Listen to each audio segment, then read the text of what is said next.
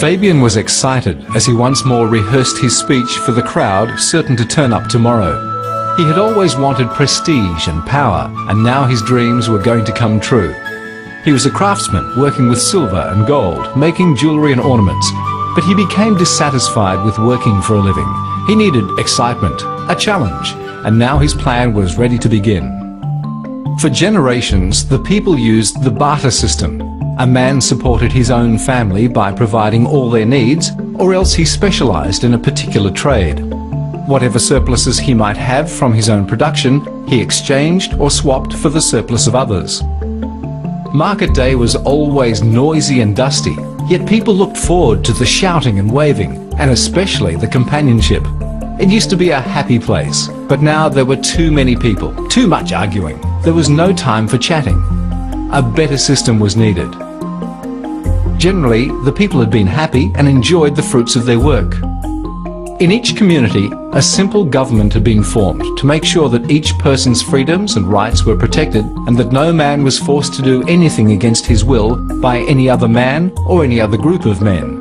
This was the government's one and only purpose, and each governor was voluntarily supported by the local community who elected him.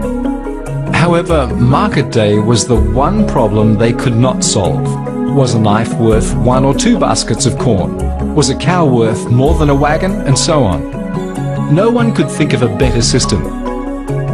Fabian had advertised, "I have the solution to our bartering problem, and I invite everyone to a public meeting tomorrow." The next day, there was a great assembly in the town square, and Fabian explained all about the new system which he called money. It sounded good. "How are we to start?" the people asked. "The gold which I fashion into ornaments and jewelry is an excellent metal. It does not tarnish or rust and will last a long time.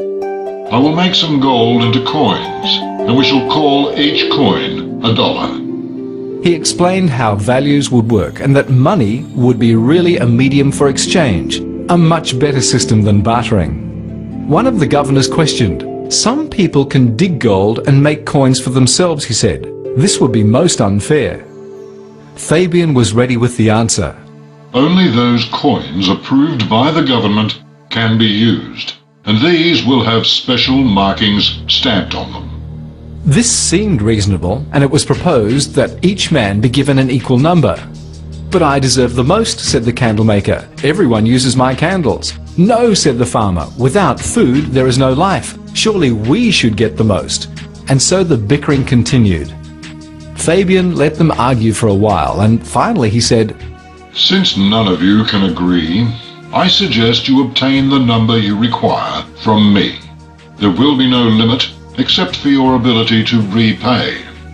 The more you obtain, the more you must repay in 1 year's time." "And what will you receive?" the people asked.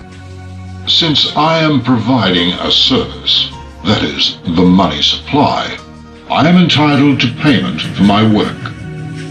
Let us say that for every 100 pieces you obtain, you repay me 105 for every year that you owe the debt. The 5 will be my charge, and I shall call this charge interest." There seemed to be no other way, and besides, 5% seemed little enough charge. "Come back next Friday, and we will begin." Fabian wasted no time. He made coins day and night, and at the end of the week he was ready. The people were queued up at his shop, and after the coins were inspected and approved by the governors, the system commenced. The cautious borrowed only a few, and off they went to try the new system. They found money to be marvelous, and they soon valued everything in gold coins or dollars. The value they placed on everything was called a price, and the price mainly depended on the amount of work required to produce it. If it took a lot of work, the price was high, but if it was produced with little effort, it was quite inexpensive. In one town lived Alan, who was the only watchmaker. His prices were high because the customers were willing to pay just to own one of his watches. Then another man began making watches and offered them at a lower price in order to get sales. Alan was forced to lower his prices, and in no time at all, prices came down, so that both men were striving to get the best quality at the lowest price. This was genuine free competition. It was the same with builders, transport operators, accountants, farmers, in fact, in every endeavour. The customers always chose what they felt was the best deal. They had freedom of choice. There was no artificial protection such as licenses or tariffs to prevent other people from going into business. The standard of living rose, and before long, the people wondered how they had ever done without money. At the end of the year, Fabian left his shop and visited all the people who owed him money. Some had more than they borrowed, but this meant that others had less, since there were only a certain number of coins issued in the first place. Those who had more than they borrowed paid back each 100 plus the extra 5, but still had to borrow again to carry on. The others discovered for the first time that they had a debt. Before he would lend them more money, Fabian took a mortgage over some of their assets, and everyone went away once more to try and get those extra 5 coins which always seemed so hard to find. No one realized that as a whole, the country could never get out of debt until all the coins were repaid, but even then, there were those extra 5 on each 100 which had never been lent out at all. No one but Fabian could see that it was impossible to pay the interest. The extra money had never been issued. Therefore, someone had to miss out. It was true that Fabian spent some coins, but he couldn't possibly spend anything like 5% of the total economy on himself. There were thousands of people, and Fabian was only one. Besides, he was still a goldsmith, making a comfortable living. At the back of his shop, Fabian had a strong room, and people found it convenient to leave some of their coins with him for safekeeping. He charged a small fee depending on the amount of money and the time it was left with him. He would give the owner receipts for the deposit. When a person went shopping, he didn't normally carry a lot of gold coins. He would give the shopkeeper one of the receipts to the value of the goods he wanted to buy. Shopkeepers recognized the receipt as being genuine and accepted it with the idea of taking it to Fabian and collecting the appropriate amount in coins. The receipts passed from hand to hand instead of the gold itself being transferred. The people had great faith in the receipts. They accepted them as being as good as coins. Before long, Fabian noticed that it was quite unusual for anyone to actually call for their gold coins. Here I am, in possession of all this gold, and I am still a hard-working craftsman. It doesn't make sense. Why, there are dozens of people who would gladly pay me interest for the use of this gold, which is lying here and rarely called for. It's true, the gold is not mine, but it is in my possession, which is all that matters. I hardly need to make any coins at all. I can use some of the coins stored in my vault. At first he was very cautious, only loaning a few at a time, and then only on tremendous security. But gradually he became bolder and larger amounts were loaned. One day a large loan was requested. Fabian suggested, Instead of carrying all these coins, we can make a deposit in your name, and then I shall give you several receipts to the value of the coins. The borrower agreed, and off he went with a bunch of receipts. He had obtained a loan, yet the gold remained in the strong room. After the client left, Fabian smiled. He could have his cake and eat it too. He could lend gold and still keep it in his possession. Friends, strangers, and even enemies needed funds to carry out their businesses, and so long as they could produce security, they could borrow as much as they needed. By simply writing out receipts, Fabian was able to lend money to several times the value of the gold in his strong room, and he was not even the owner of it. Everything was safe so long as the real owners didn't call for their gold, and the confidence of the people was maintained. He kept a book showing the debits and credits for each person. The lending business was proving to be very lucrative indeed. His social standing in the community was increasing almost as fast as his wealth. He was becoming a man of importance. He commanded respect.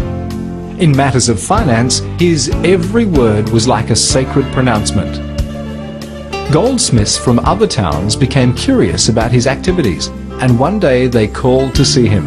He told them what he was doing, but was very careful to emphasize the need for secrecy. If their plan was exposed, the scheme would fail, so they agreed to form their own secret alliance. Each returned to his own town and began to operate as Fabian had taught. People now accepted the receipts as being as good as gold itself, and many receipts were deposited for safekeeping in the same way as coins.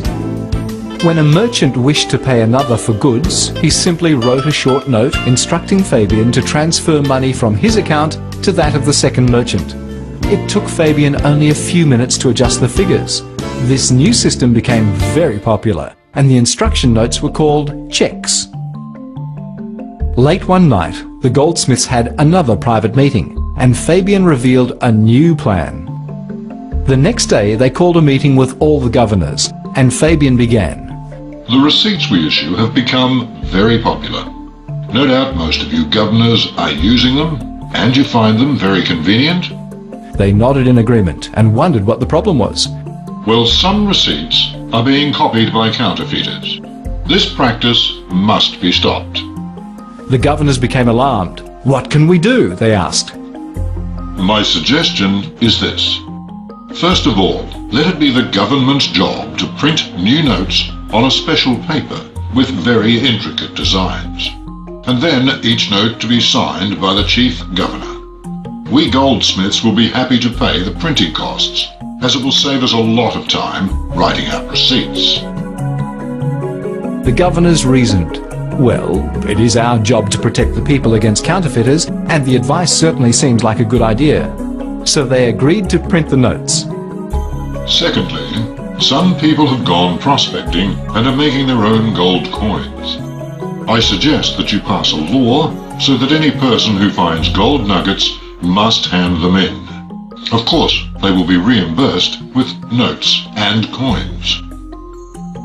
The idea sounded good, and without too much thought about it, they printed a large number of crisp new notes. Each note had a value printed on it: $1, $2, $5, $10, etc. The small printing costs were paid by the goldsmiths. The notes were much easier to carry, and they soon became accepted by the people. Despite their popularity, however, these new notes and coins were used for only 10% of transactions. The records showed that the check system accounted for 90% of all business. The next part of his plan commenced. Until now, people were paying Fabian to guard their money.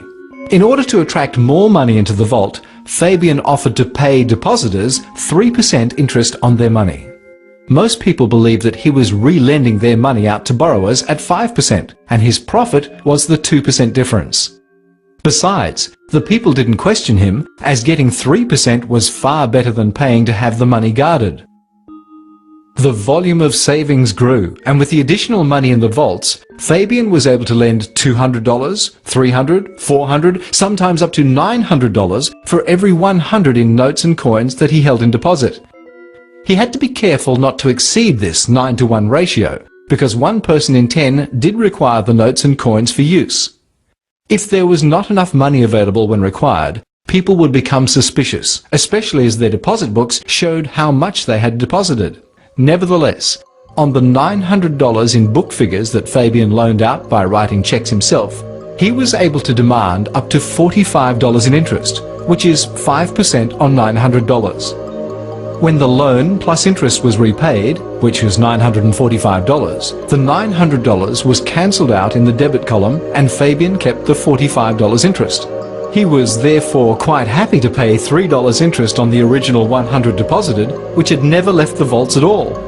This meant that for every $100 he held in deposits, it was possible to make 42% profit, most people believing he was making only 2%. The other goldsmiths were doing the same thing. They created money out of nothing at the stroke of a pen, and then charged interest on top of it. True, they didn't coin money. The government actually printed the notes and coins and gave it to the goldsmiths to distribute. Fabian's only expense was the small printing fee. Still, they were creating credit money out of nothing and charging interest on top of it. Most people believed that the money supply was a government operation. They also believed that Fabian was lending them the money that someone else had deposited. But it was very strange that no one's deposits ever decreased when a loan was advanced. If everyone had tried to withdraw their deposits at once, the fraud would have been exposed. When a loan was requested in notes or coins, it presented no problem. Fabian merely explained to the government that the increase in population and production required more notes, and these he obtained for the small printing fee. One day, a thoughtful man went to see Fabian. "This interest charge is wrong," he said. "For every $100 you issue, you are asking $105 in return. The extra $5 can never be paid since it doesn't exist. Farmers produce food, industry manufactures goods, and so on, but only you produce money. Suppose there are only 2 businessmen in the whole country and we employ everyone else. We borrow $100 each, we pay $90 out in wages and expenses and allow $10 profit. That's our wage.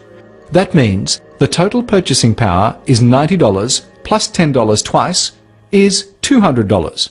Yet to pay you, we must sell our produce for $210. If one of us succeeds and sells all his produce for $105, the other man can only hope to get $95. Also, part of his goods cannot be sold, as there is no money left to buy them. He will still owe you $10 and can only repay this by borrowing more. The system is impossible."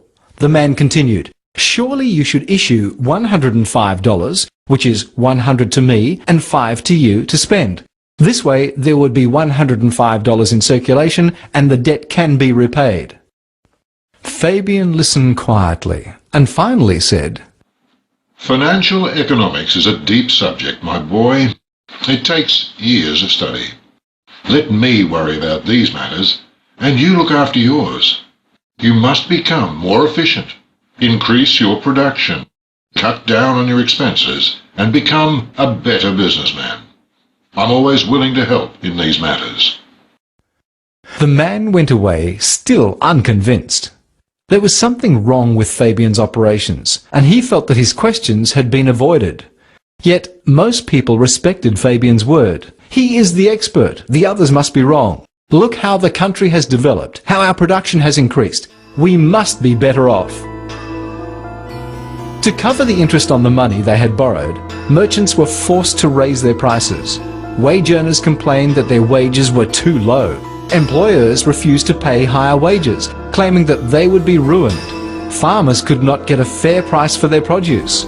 Housewives complained that food was getting too dear. And finally some people went on strike, a thing previously unheard of.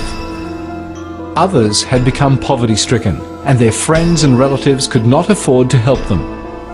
Most had forgotten the real wealth all around, the fertile soils, the great forests, the minerals and cattle. They could only think of the money which always seemed so scarce, but they never questioned the system.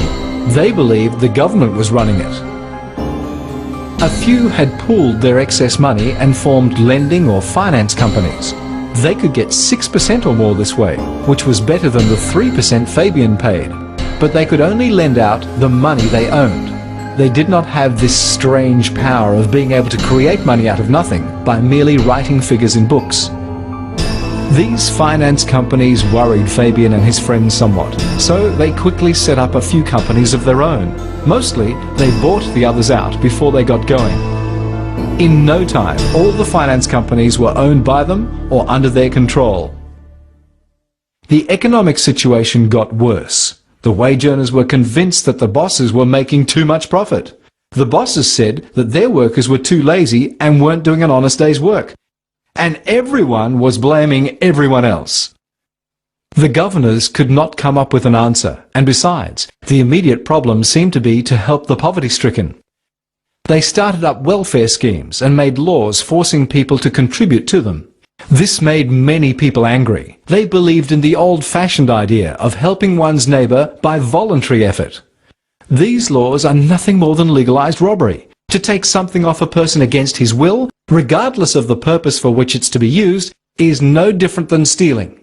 But each man felt helpless and was afraid of the jail sentence which was threatened for failing to pay. These welfare schemes gave some relief, but before long the problem was back and more money was needed to cope. The cost of these schemes rose higher and the size of government grew. Most of the governors were sincere men, trying to do their best. They didn't like asking for more money from their people, and finally, they had no choice but to borrow money from Fabian and his friends. They had no idea how they were going to repay. Parents could no longer afford to pay teachers for their children. They couldn't pay doctors, and transport operators were going out of business. One by one, the government was forced to take these operations over. Teachers, doctors, and many others became public servants. Few obtained satisfaction in their work. They were given a reasonable wage, but they lost their identity. They became small cogs in a giant machine. There was no room for personal initiative, little recognition for effort, their income was fixed, and advancement came only when a superior retired or died.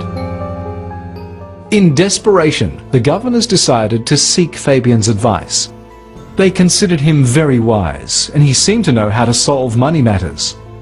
He listened to them explain all their problems, and finally he answered. Many people cannot solve their own problems. They need someone to do it for them. Surely you agree that most people have the right to be happy and to be provided with the essentials of life. One of our great sayings is, all men are equal, is it not? Well, the only way to balance things up is to take the excess wealth from the rich and give it to the poor. Introduce a system of taxation. The more a man has, the more he must pay. Collect taxes from each person according to his ability and give to each according to his need. Schools and hospitals should be free for those who cannot afford them. He gave them a long talk on high-sounding ideals and finished up with, Oh, and by the way, don't forget you owe me money. You've been borrowing now for quite some time. The least I can do to help is for you to just pay me the interest. We'll leave the capital debt owing. Just pay me the interest. They went away, and without giving Fabian's philosophies any real thought, they introduced the graduated income tax. The more you earn, the higher your tax rate. No one liked this, but they either paid the taxes or went to jail. Merchants were forced once again to raise their prices. Wage earners demanded higher wages, forcing many employers out of business, or to replace men with machinery. This caused additional unemployment and forced the government to introduce further welfare and handout schemes. Tariffs and other protection devices were introduced to keep some industries going, just to provide employment. A few people wondered if the purpose of the production was to produce goods or merely to provide employment. As things got worse, they tried wage control, price control, and all sorts of controls. The government tried to get more money through sales tax, payroll tax, and all sorts of taxes. Someone noted that from the wheat farmer right through to the housewife, there were over 50 taxes on a loaf of bread. Experts arose and some were elected to government, but after each yearly meeting they came back with almost nothing achieved, except for the news that taxes were to be restructured. But overall, the total tax always increased. Fabian began to demand his interest payments, and a larger and larger portion of the tax money was needed to pay him. Then came party politics. The people started arguing about which group of governors could best solve the problems. They argued about personalities, idealism, party labels, everything except the real problem. The councils were getting into trouble. In one town, the interest on the debt exceeded the amount of rates which were collected in a year. Throughout the land, the unpaid interest kept increasing. Interest was charged on unpaid interest. Gradually, much of the real wealth of the country came to be owned or controlled by Fabian and his friends, and with it came greater control over people. However, the control was not yet complete. They knew that the situation would not be secure until every person was controlled. Most people opposing the systems could be silenced by financial pressure or suffer public ridicule. To do this, Fabian and his friends purchased most of the newspapers, TV and radio stations, and he carefully selected people to operate them. Many of these people had a sincere desire to improve the world, but they never realized how they were being used. Their solutions always dealt with the effects of the problem, never the cause. There were several different newspapers, one for the right wing, one for the left wing, one for the workers, one for the bosses, and so on. It didn't matter much which one you believed in, so long as you didn't think about the real problem. Fabian's plan was almost at its completion. The whole country was in debt to him. Through education and the media, he had control of people's minds.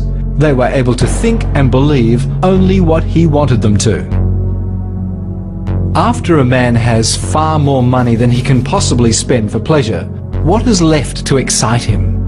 For those with a ruling class mentality, the answer is power. Raw power over other human beings. The idealists were used in the media and in government, but the real controllers that Fabian sought were those of the ruling class mentality.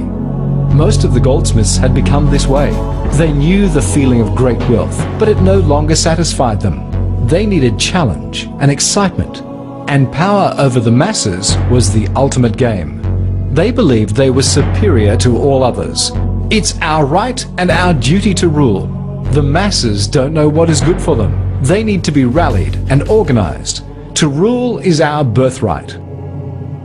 Throughout the land, Fabian and his friends owned many lending offices. True, they were privately and separately owned. In theory, they were in competition with each other, but in reality, they were working very closely together. After persuading some of the governors, they set up an institution which they called the Money Reserve Centre. They didn't even use their own money to do this. They created credit against part of the money out of the people's deposits.